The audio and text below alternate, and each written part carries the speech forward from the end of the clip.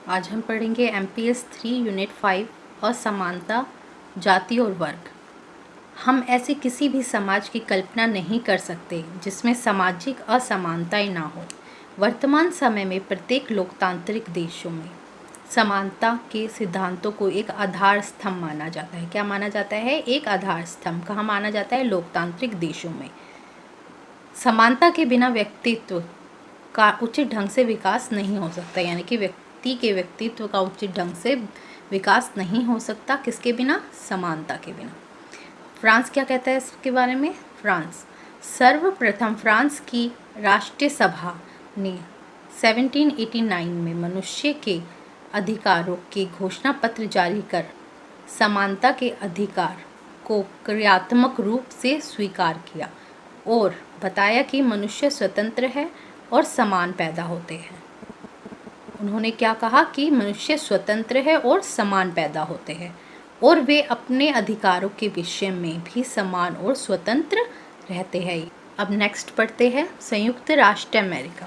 संयुक्त राष्ट्र अमेरिका के स्वतंत्रता संबंधी घोषणा पत्र में इस बात को एक अटल, यानी कि जिसे बदला नहीं जाता, उस सत्य के रूप में, अटल सत्य के रूप में स्वीकार किया है कि ईश्वर ने सभी मनुष्य को समान बनाया है, सभी मनुष्य एक समान है। नेक्स्ट है भारत। भारतीय संविधान की जो भारतीय संविधान है उसमें भी अनुच्छेद दिए गए हैं बहुत सारे, तो उन अनुच्छेदों के द्वारा सभी नागरिकों को प्रतिष्ठा और अवसर की समानता प्रदान करता है। कौन? भारतीय संविधान। संविधान राज्य से अपेक्षा करता है कि वह प्रत्येक नागरिक के साथ उनके जन्म, लिंग और धार्मिक विश्वास की ओर ध्यान दिए बिना, की ओर ध्यान दिए बिना, जन्म, लिंग और धार्मिक विश्वास मतलब उनके धर्म की ओर ध्यान दिए बिना उनसे समान बर्ताव करे तथा सभी को एक समान समझे। सामाजिक असमानता।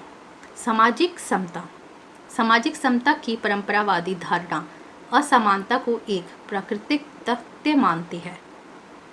यूनानी विचारकों प्लूटो और अरस्तु ने समता के आदर्श का विरोध किया है। समता की परंपरावादी धारणा असमानता को एक प्राकृतिक तथ्य मानती है, लेकिन प्लूटो और अरस्तु ने समता के आदर्श का विरोध किया है। प्लूटो का मानना था कि समाज में प्रत्येक व्यक्ति को उसका सही स्थान दिया जाना चाहिए। प्लूटो का क्या मानना था? कि प्रत्येक व्यक्ति को उसका सही स्थान दिया जाना चाहिए। प्लूटो के अनुसार सभी व्यक्ति समान नहीं होते, सभी व्यक्ति अलग अलग होते हैं।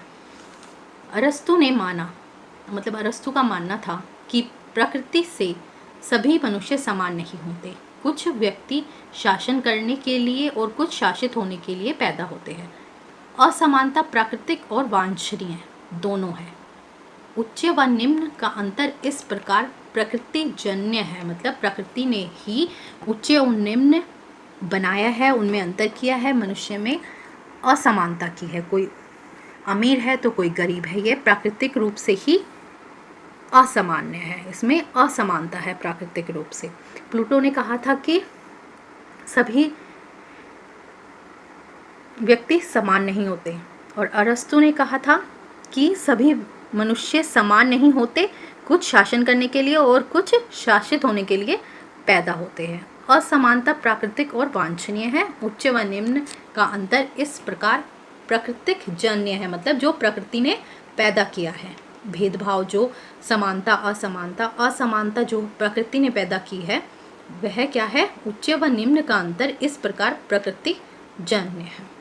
प्रकृति के तर्क का सहारा लेते हुए परंपरावादी यूनानी विचारकों ने सामाजिक समानता के विरुद्ध आवाज उठाई, परंतु यूनानी विचारकों ने मनुष्य के बीच पाई जाने वाली प्राकृतिक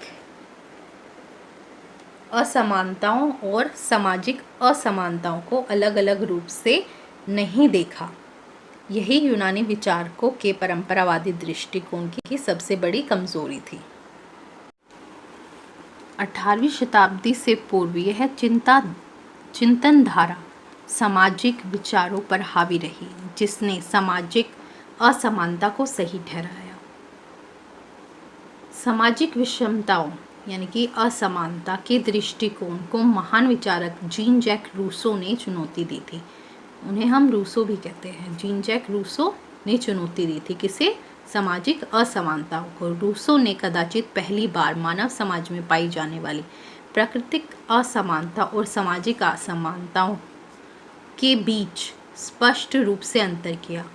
रूसो ने सामाजिक असमानताओं और प्राकृतिक असमानताओं के बीच अंतर किया। उनका मानना था कि सामाजिक असमानताओं को प्राकृतिक असमानताओं के आधार पर उचित नहीं ठहराया जा सकता।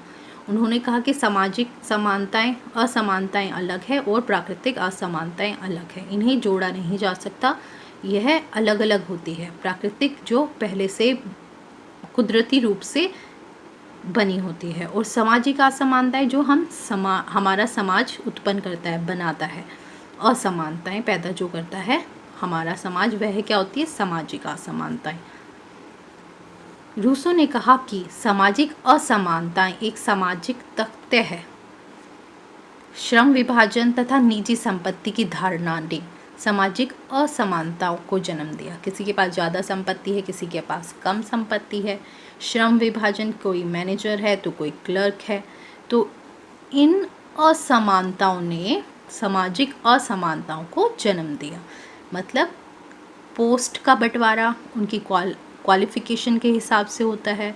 कोई मैनेजर बनता है, कोई क्लर्क बनता है। और निजी संपत्ति, जिसके पास जितना पैसा होगा उसके पास उतनी संपत्ति होगी। तो ये सामाजिक असमानताएं हैं। रूसो केवल यहीं तक सीमित नहीं रहे, बल्कि उन्होंने विस्तार से उन सभी कारकों को पहचानने की कोशिश की जो सामाजिक असमानताओं को विभिन्न स्वरूपों में जन्म देते हैं। उन्होंने आगे भी इसके बारे में विस्तार से जानने की, इन्हें पहचानने की कोशिश की। अब हम पढ़ लेते हैं रूसो का एक लेख जो उन्होंने लिखा है सामाजिक असमानता के बारे में। रूसो ने बताया कि सभी व्यक्ति समान रूप से जन्म लेते हैं, पर समाज के बीच आते ही कोई अमीर, कोई गरीब, कोई राजा तो कोई प्रजा, कोई अधिकारी तो कोई सेवक कहलाने लगते हैं। प्राकृतिक अवस्था कभी ऐसी हो ही नहीं सकती, क्योंकि अगर प्रकृति में इस प्रकार का कोई विभेद होता, कोई भेदभाव होता, तो जन्म से ही कुछ के पैरों में जंजीर बंधी होती। यह असमानताएं मानवकृत है और यह सामाजिक रचना का एक दुष्परिणाम है। जो असमानताएं है वह मानवकृत है, और यह कैसे उत्पन्न हुई है? सामाजिक रचना हमारी जो दूषित है उसके कारण यह असमानताएं उत्पन्न हुई है। यदि व्यक्ति को मुक्ति देनी है, अगर यदि व्यक्ति को मुक्त करना है, तो इस दूषित समाज को बदलना होगा। तत्कालीन समाज की रचना, तत्कालीन समाज की रचना जिसके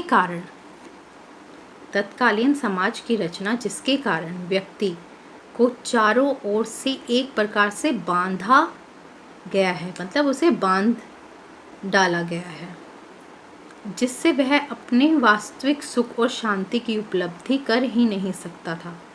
इसीलिए रूसो ने कहा है, स्वतंत्रता जन्म सिद्ध अधिकार है तथा स्वतंत्रता, समानता और भ्रातृत्व का नारा बुलंद किया। किसने? रूसो ने। अब जो रूसो है उनका कहना था कि जो असमानताएं हैं वो मानवकृत है, और यह किसका दुष्परिणाम है? सामाजिक रचना का, हमारे समाज की रचना का। उन्होंने कहा अगर मनुष्य को मुक्ति देनी है तो हमें इस दूषित समाज को बदलना होगा, और तत्कालीन समाज की रचना जिसके कारण व्यक्ति चारों तरफ से बंधा हुआ है, वह अपने वास्तविक सुख और शांति को उपलब्ध नहीं कर सकता। हमें इसे बदलना होगा, इस दूषित समाज को बदलना होगा। इन प्रवृत्तियों के विकास ने राजनीतिक जगत में एक क्रांतिकारी परिवर्तन ला दिया। 19वीं शताब्दी में उदारवादी आए। उन्होंने सामाजिक असमानता को स्वाभाविक माना, क्योंकि सभी व्यक्ति सभी कार्य नहीं कर सकते। अब जैसे जो व्यक्ति है अलग अलग है, सभी व्यक्ति अलग अलग है, सभी के कार्य भी अलग अलग है, उनको पोस्ट के हिसाब से बांटा गया है। तो कोई कमिश्नर है, तो कोई इंस्पेक्टर है, कोई हवलदार है, तो यह सभी व्यक्तियों को उनके कार्य के हिसाब से बांटा गया है, और यह एक सामाजिक असमानता है जो कि स्वाभाविक है। अब 20वीं शताब्दी के आरंभ में प्रक्रियावादियों ने भी सामाजिक असमानताओं को उपयुक्त मतलब सही आधारों पर ही उचित ठहराया। जो सही आधार है उसी पर उन्होंने उचित ठहराया है किसे, सामाजिक असमानताओं को। लेकिन चिंतन की एक नई धारा आरंभ वहाँ से हुई जहाँ से रूसो ने उसे छोड़ा था। इसके अनुसार सामाजिक असमानताएं सामाजिक परिस्थितियों की उपज है। सामाजिक असमानताएं कहाँ से उत्पन्न होती है, सामाजिक परिस्थितियों से उत्पन्न होती है। उन्हें अलग अलग सामाजिक परिस्थितियों की रचना द्वारा समाप्त किया जा सकता है। अब जो सामाजिक परिस्थितियां हैं, असमानताएं हैं उन परिस्थितियों में, तो उनमें बदलाव करके उनकी दोबारा से रचना करके उन्हें समाप्त किया जा सकता है। उन सामाजिक असमानताओं को समाप्त किया जा सकता है। द्वितीय विश्व युद्ध के बाद बहुत से विद्वानों व चिंतकों ने समानता व असमानता को सामाजिक स्थिरीकरण के संदर्भ में समझाने की कोशिश की। प्रकार्यवादियों में से एक नाम टॉल कर्ट्ज़बरसन्स का था, जिसने सामाजिक विज्ञान के क्षेत्र में सामाजिक कार्य का सामान्य सिद्धांत प्रतिपादित किया। जान लेते हैं कुछ नाम, प्रकार्यवादियों के नाम जो हमें लर्न करने हैं।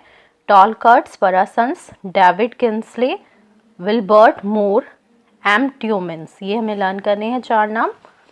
संरचनात्मक प्रकार्यवादियों ने सामाजिक स्थिरीकरण को सामाजिक असमानता का शाश्वत रूप माना, जो हमेशा रहेगा, वह रूप माना जो सभी सामाजिक व्यवस्थाओं में समान रूप से पाया जाता है।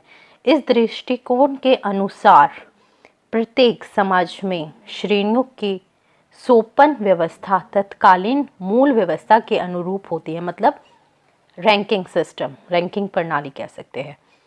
श्रेणी की सोपान व्यवस्था तत्कालीन मूल व्यवस्था के अनुसार होती है। इस प्रकार सामाजिक असमानता की प्रकृति व विस्तार उस समाज में प्रचलित मूल व्यवस्था पर निर्भर है।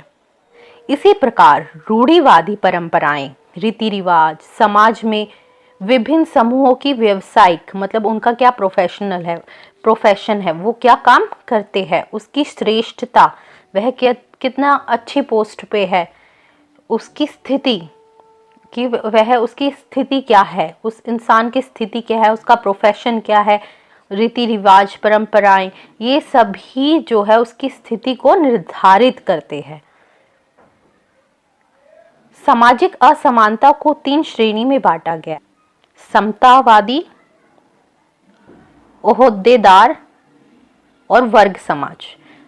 ओहदेदार मतलब रैंक्ड, तो हमने ये सभी पढ़े जो सामाजिक असमानता को श्रेणी में बांटते हैं। अगर आपको मेरा ये वीडियो अच्छा लगा हो तो प्लीज़ मेरे चैनल को लाइक कीजिए, सब्सक्राइब कीजिए और अपने फ्रेंड्स में शेयर कीजिए। Thank you friends for watching my video और देखते रहिए मेरे आने वाली वीडियोस को।